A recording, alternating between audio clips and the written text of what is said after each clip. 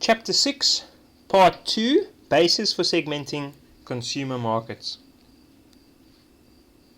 Okay, these are the major bases, or what they're also known as variables for segmenting the market.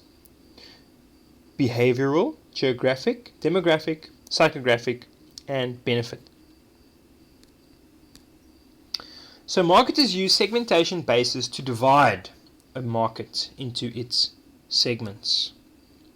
Right, like that. It's what we use to divide the market.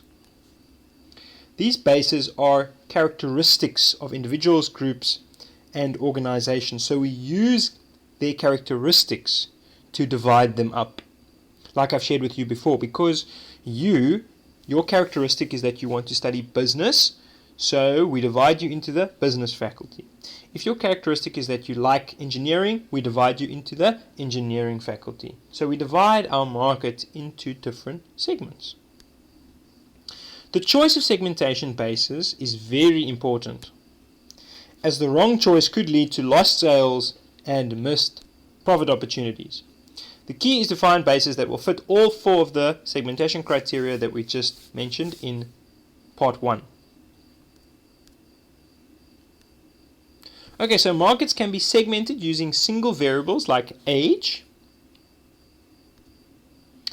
or they can be segmented using a combination of variables like age, gender, and level of education. So if we used age, women's clothing, like I've shared with you in part 1, you will use age to divide the market. Girls would be two variables, age and gender. So girls and boys clothing, and then we divide girls into the different ages, 4 to 8, 9 to 12, and so forth. But you could also use even more levels, like level of education, and so forth. Single variable segmentation is much simpler if you just used age or gender, but it's much less precise. The more variables you add, the more precise it becomes. So the current trend, however, is to use more variables, something we call multiple variable segmentation. Okay, so consumer markets use one or more of the following variables to segment their markets: behavior, geography, demographics, psychographics, or benefit sort. And the way I like to look at it is like a knife. You see, we use a knife to cut a cake, and these are like different knives. Behavior is a special type of knife for a special type of cake. Geography is a special type of knife. Demographics, another different type of knife, and so forth. And we will use different type of knives to cut the cake in different ways. Some knives are very big, we can only cut them into big slices, whereas other knives are much smaller, we can cut the cake into smaller pieces with the smaller knife. Okay, let's first look at behavioral segmentation. So potential buyers are divided on the basis of their knowledge of, attitude towards, use of, or response to a product. So these are some of the variables we look at when we consider behavioral segmentation. We look at the knowledge people have of a product, like you can see in the photo on the left. Their attitude towards a product, like you can see with the balls. Are they happy, or are they sad, or are they angry? Their attitude, and their use of the product, like you can see the baby is using the product, and of course their response to a product. Therefore, the following elements influence buyer behavior. Number 1, their usage rate, how often they use the product. Number 2, occasions, special occasions are also part of behavior. So like on Mother's Day, people will buy roses for their mom. And of course, brand familiarity. How familiar are they with the brand? How much do they love the brand? The more they love the brand, the more loyal they are to the brand, the more likely they are to buy. Okay, usage rate segmentation. This divides the market by the amount of products bought or consumed. And these are some of the variables. Former users, these are ones that people that have bought the product before. Potential users, these are users that might buy the product in the future. First-time users are those that are obviously using the product for the very first time. Then you have light or irregular users. These are those that they don't use it all the time. They use it very lightly. Yeah. And then you have medium users and heavy users. Now, a good example is, let's say someone has dandruff, right? And they need dandruff shampoo. Maybe they needed to use dandruff shampoo, and so they started using it, but then the dandruff went away, so now they don't use it anymore. They would be a former user. Potential users is people who might get dandruff in the future, and so they could maybe eventually buy your dandruff shampoo.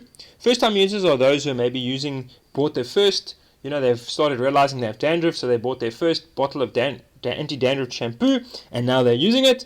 Light or irregular users are those that when they see they've got a little bit of dandruff on their shoulder, they will begin to use their anti-dandruff shampoo again, but then when it goes away, they'll stop using it. Okay, so they don't struggle so much with dandruff. Then you have medium users. These are people that maybe wash their hair with anti-dandruff shampoo once a week or twice a week, and then heavy users would be those that have to use it every day. Okay.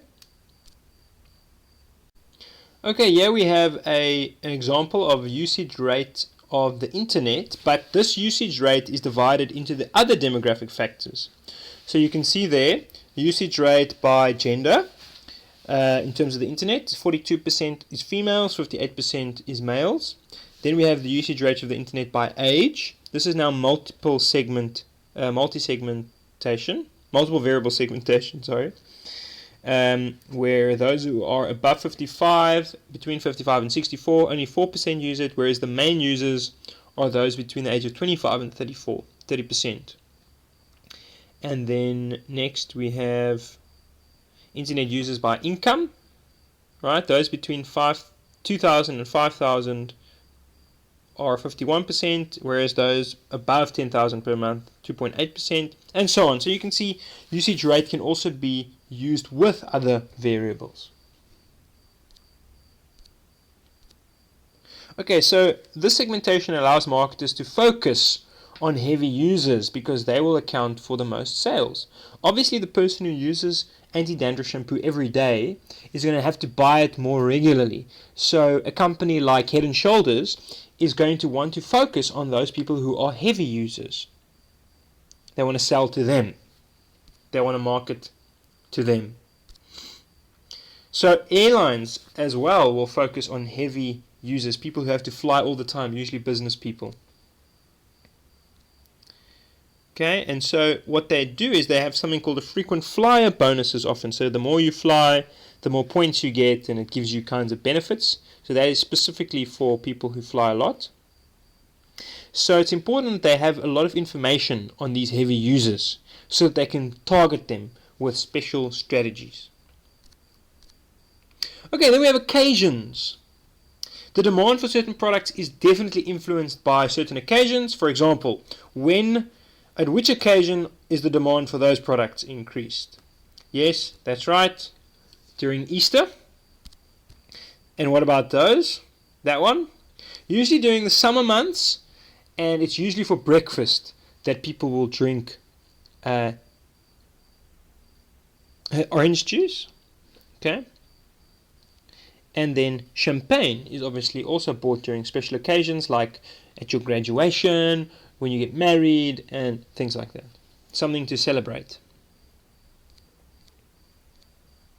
Okay, so during some occasions, buyers may be even less price sensitive. So for example, let's say it's your graduation and all the cheap bottles of champagne have been sold out. There's only the expensive ones left. Maybe one of your the person who wants to celebrate with you, like your older brother or your uncle or your dad, will be like, it doesn't matter, my baby has just graduated, I want to drink a glass of champagne with him or her, so I'm going to buy it. It doesn't matter how much it costs. Right? So during that occasion, the person is less price sensitive. They're willing to pay the price because it's a special occasion. Okay, so here's another example. This is like prices in the different seasons. So people are willing to pay more during the peak seasons like Easter, Christmas, and New Year. And especially in high season in America, if you had to go to America, it would cost you a lot, July and August, because that's when it's summer there in the northern hemisphere. Okay, so this is for the northern hemisphere. So at special occasions, the prices are higher. People are willing to pay that because it's summer. So here we go, tourist-related services will up their prices during the summer months because this is when people want to travel. Okay, then we have brand familiarity. Some consumers are very well informed about various brands. This guy even tattooed one of his favorite car brands on his arm, Honda. Some are extremely brand loyal. If marketers realize there are loyal customers, they might change their marketing strategy. In other words, they might use adverts that remind people to continue to buy their products because those people already love their products. They must just be reminded. Like that ad, don't forget your FedEx discounts. And they might even be able to charge higher prices because these people are so brand loyal. Like Apple, people are very brand loyal to Apple products, Apple computers, so Apple can charge high prices and people will still pay it.